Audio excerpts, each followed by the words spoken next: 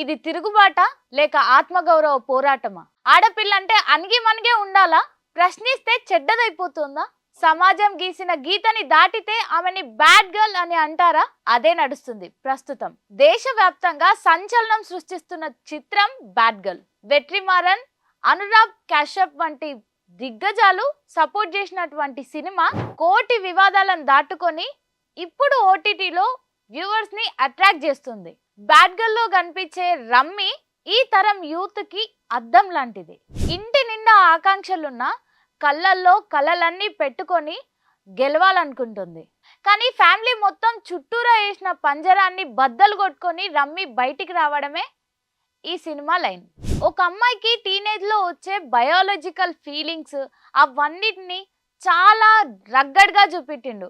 Teenage లో అమ్మాయిలలో వచ్చే biological feelings ఇంకా ఎమోషనల్ చేంజెస్ ను ఒక అమ్మాయి తప్పు చేస్తే ఈ సమాజం ఎంత క్రూరంగా చూస్తుందో అన్న లైన్ ని వర్ష భరత్ చాలా రస్టిక్ గా చూపెట్టారు ఈ సినిమాలో. బ్యాడ్ గర్ల్ టీజర్ రిలీజ్ అయినప్పుడు కాంట్రవర్సీ క్రియేట్ అయింది. కొన్ని డైలాగ్స్, కొన్ని సీన్స్ చాలా అబ్జెక్షనబుల్ గా ఉన్నాయని చెప్పి మద్రాస్ కోర్టు చాలా సీరియస్ అయింది.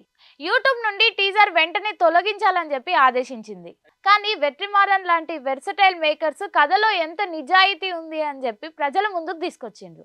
అమ్మాయిలకు సాంప్రదాయం అంటే కేవలం భయం మాత్రమేనా? స్వేచ్ఛను కోరుకున్న అమ్మాయిలను చెడిపోయారని ఎందుకు క్వశ్చన్ చేస్తారు? తల్లిదండ్రుల అతి జాగ్రత్తనే పిల్లలను తప్పు చేసేలాగా చేస్తుంది. రమ్మి క్యారెక్టర్ లో అంజలి శివరామన్ నటించారు అనడం కంటే జీవించారు అని చెప్పొచ్చు. జస్ట్ కళ్ళతోనే తన పెయిన్ ని చూపెట్టింది. అమిత్ త్రివేది సంగీతం ఈ సినిమాకు లైఫ్ లాగా నిలిచింది. పెళ్లితోనే అమ్మాయి జీవితానికి ముగింపు, పరిపూర్ణత రావు అని చెప్తూనే బాధ్యత లేని స్వేచ్ఛ ఎంత ప్రమాదకరమో ఈ సినిమాలో చెప్తారు. మెయిన్ గా పేరెంటింగ్ కి ఈ cinema I open bad girl cinema లాగా కనిపించవచ్చు, నచ్చకపోవచ్చు కూడా. కానీ అందరూ చూడాల్సిన సినిమా. చాలా సీన్స్ మనల్ని కొరడాతో కొడతాయి, ఆలోచింపజేస్తాయి. అందుకనే టీనేజర్స్ ఉన్న పేరెంట్స్ ఈ సినిమాని అస్సలు మిస్ అవ్వకండి. ఇది హాట్ స్టార్ లో ఉంది.